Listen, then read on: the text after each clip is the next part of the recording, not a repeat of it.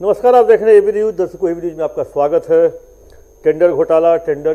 कहें हेरा फेरी के मामला, ऋषु श्री 25 तारीख तक अब जेल में रहेंगे। 7 दिन का रिमांड स्पेशल विजिलेंस यूनिट ने मांगा है, लेकिन अभी तक रिमांड कोर्ट के द्वारा दिया नहीं गया। लेकिन ऋषु श्री अब बोलेगा, ऋषु श्री बोलने को तैयार है, क्योंकि ऋषु श्री को लेकर के जो कहें जो एक तरह से सरकार की किरकिरी हो रही है और सरकार की सिस्टम की किरकिरी हो रही है, क्योंकि इस सिस्टम में रहकर ऋषु श्री ने कहें जो यूपीएससी क्रैक किए हुए अधिकारियों को मूर्ख बनाकर या उनको ठग कर या उनको प्रलोभन देकर जिस तरह का ठेकेदारी इसने लिया और टेंडर में हेराफेरी किया, और जब ये फिगर अब वहां तक पहुंच गया है, तो याद होगा जो 90 के दशक में या कहें जो 95-96 के आसपास चारा घोटाला का हुआ था उद्भेदन, और चारा घोटाला के में जो जितनी राशि आई थी उससे अधिक राशि की बंदरबांट की इसमें सूचना आ रही है, जो अभी तक परत दर परत अगर खुलते जा रहा है यह घोटाला, क्योंकि इस घोटाले में कई आईएएस अधिकारी सम्मिलित हैं। और आईएएस अधिकारी अपने ऋषु श्री या मुमुक्ष चौधरी या तारनी दास, उमेश सिंह, संतोष कुमार, संतोष की पत्नी कुमकुम, इन लोगों को गिरफ्तार करके, क्योंकि ये इस पूरे कहें जो पूरे इस खेल की छोटी मछली है, इसके घड़ियाल या मगरमच्छ जो अभी है, जो बाहर बैठे हुए हैं और अभी भी सत्ता की मलाई चाव रहे हैं। 2 अधिकारी वैसे आईएएस अफसर सस्पेंड हुए, अभिलाषा शर्मा और योगेश सागर सस्पेंड हुए, क्योंकि इन पर प्रत्यक्ष रूप से पैसा लेने का, घूमने का, विदेश घूमने का, गिफ्ट लेने का कहें जो ईडी के पास सबूत मिल गए थे। उसी में एक संजीव हंस भी है आईएएस अफसर, उनका भी इसमें इन्वॉल्वमेंट है। उनका ऑलरेडी पहले 1 साल वो अक्टूबर कहें 24 में वो जेल गए थे, और अक्टूबर 25 में वो 1 साल लगभग जेल में रहे। वो मनी लॉन्ड्रिंग केस में गए थे, और इस केस में भी ईडी के साथ उनके संबंधों की भी बात ईडी ने की है। माफ कीजिएगा, ऋषु के साथ जब ये जल संसाधन विभाग में थे तो सुपौल में इन्होंने 125 करोड़ का ठेका गुजरात की एक कंपनी को दिया था, और गुजरात की कंपनी से ऋषु ने अपनी कंपनी के नाम पे उस कॉन्ट्रैक्ट को पेटी कॉन्ट्रैक्ट में ले लिया था, और उसके एवज में कुछ पैसे का भी कहें जो ट्रांसफर हुआ था। इसके भी कहें जो सबूत ईडी के पास मिल चुके हैं। कहें जो संजीव हंस के कुछ पुरानी बातों को जो पहले भी मेरे द्वारा जिक्र किया गया है, संजीव हंस की अधिक संपत्ति उनकी पत्नी के नाम पर है। संजीव हंस का मोहाली में, पंजाब में, पुणे में संपत्ति है। पुणे में एक कहें जो एक सीएनजी का पेट्रोल पंप है, जो पुणे में मोना हंस जो कि संजीव हंस की पत्नी है उनके नाम पे, और एक्स विधायक गुलाब यादव के नाम पे। वो जमीन भी गुलाब यादव की पत्नी अंबिका यादव के नाम पे खरीदी गई है। इतना ही नहीं, बिजली कंपनी में रहते हुए संजीव हंस ने एक ठेकेदार प्रवीण चौधरी के माध्यम से एक फ्लैट खरीदा दिल्ली में, और वो दिल्ली के ठेकेदार कहें प्रवीण चौधरी 9 करोड़ लगभग 10 करोड़ के आसपास का फ्लैट था,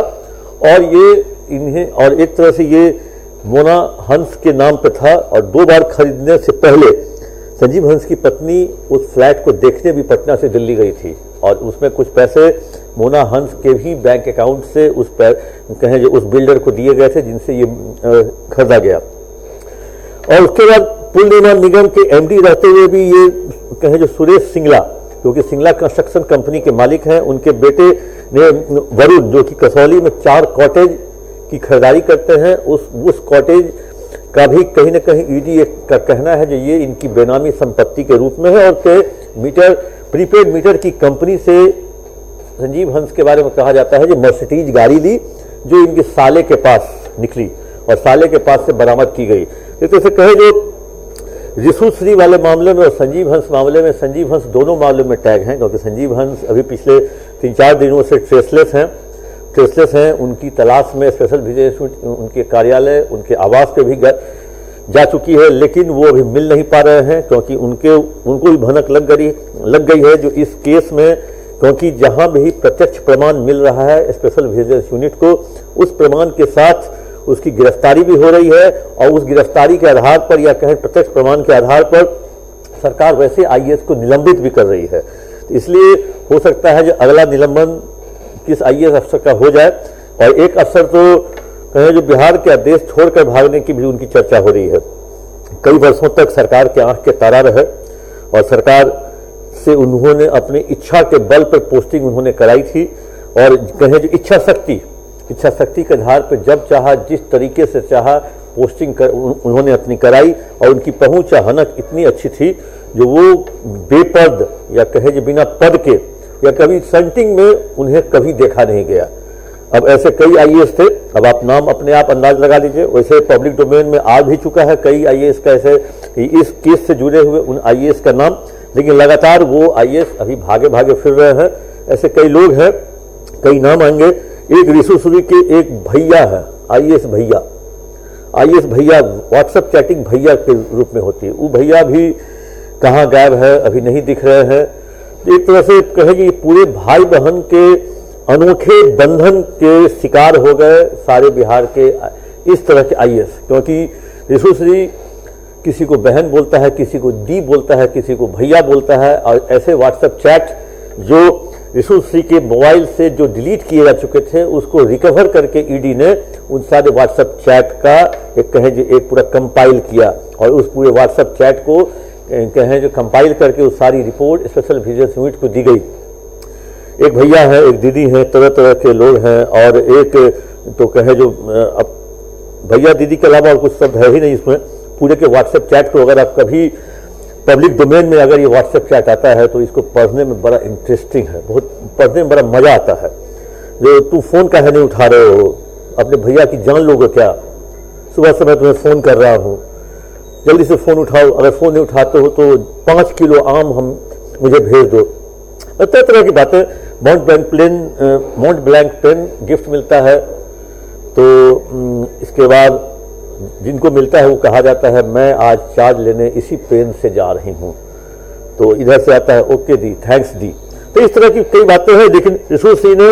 अब तो से प्लान कर लिया है, मन बना लिया है जो अब वो सरकार का साथ देगा। और इस अगर वो बोला तो अभी तक तो मछली फंसी थी, अब मगरमच्छ फंसेंगे, मतलब विशेष निगरानी इकाई के जाल में, और सरकार भी उसी की तलाश में है, या सरकार ने भी जाल बिछा रखा है जो इस बार मछली नहीं, रोहू कतला नहीं, इस बार मगरमच्छ को फांसने की तैयारी है, और सरकार पूरी तैयारी कर चुकी है। कल सरकार ने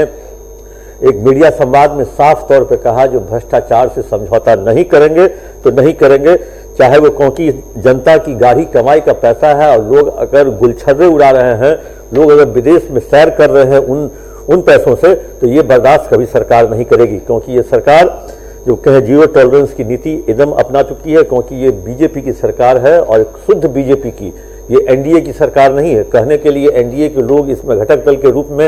इस बस में सवार है, लेकिन ड्राइविंग सीट पे बीजेपी के नेता बैठे हुए हैं, और ड्राइविंग सीट में ड्राइवर अगर संजीदा है तो बस को आराम से चलाएगा या गाड़ी को चलाएगा, जिस भी गाड़ी का वो ड्राइवर है। इसीलिए उसको सब कुछ, सारे पैसेंजर का, राह चलते नागरिकों का भी उस तरह के ड्राइवर को सोचना रहता है कि कहीं कोई एक्सीडेंट न हो, कहीं कोई हमारी गाड़ी से कुचल न जाए, हमारे पीछे जो बैठे हुए पैसेंजर हैं उनको कोई तकलीफ न हो। इसलिए बीजेपी ड्राइविंग सीट पे है, और हर चीज़ बखूबी फूंक फूंक कर कदम रख रही है, और एक एक कहें जो पूरे एक चीज़ पर स्टडी करके ये सरकार काम कर रही है। अगर इन्वेस्टमेंट करना है नवंबर तक तो इतना का करना है, अपराध पे हमको जीरो टॉलरेंस है, 30 दिन के अंदर अगर किसी का काम नहीं हुआ तो 31वें दिन अपने आप को निलंबित समझे। उन सब चीज़ों पर लेकर के सरकार बहुत कड़े निर्णय ले रही है। अब देखना है कि इस केस में रिशुश्री का रिमांड का इंतजार पूरे बिहार के ब्यूरोक्रेसी को है, और रिमांड के इंतजार के बाद रिशुश्री क्या बोलता है इसको लेकर के भी बहुत चर्चा का विषय रहेगा। जैसे ही रिमांड मिलेगा दर्शकों, रिमांड की बातें, क्योंकि रिमांड तो बहुत अंदर खाने की बात है, और पुलिस वाले भी जानते होंगे जो रिमांड क्या होता है, रिमांड में क्या बोलता है अपराधी, और भी इतना पका हुआ कहें जो सातिर, जो जिसने अपनी अंगुलियों पर आईएएस अधिकारियों को नचाया, तो इससे रिमांड में मुंह उगलवाने में भी थोड़ी सी परेशानी जरूर होगी। वैसे रिशुश्री के रिमांड में दर्शकों आपसे ज़्यादा मुझे भी इंटरेस्ट है, आखिर जान ले जो क्या है रिशुश्री क्या क्या बोलता है, किनके नाम उगलते हैं, और जैसे ही कुछ होगा अपडेट दर्शकों आप तक लेके हम जरूर पहुंचेंगे। आप तब तक ले दीजिए मुझे इजाज़त, लेकिन अपना कमेंट बॉक्स में देना ना भूलें।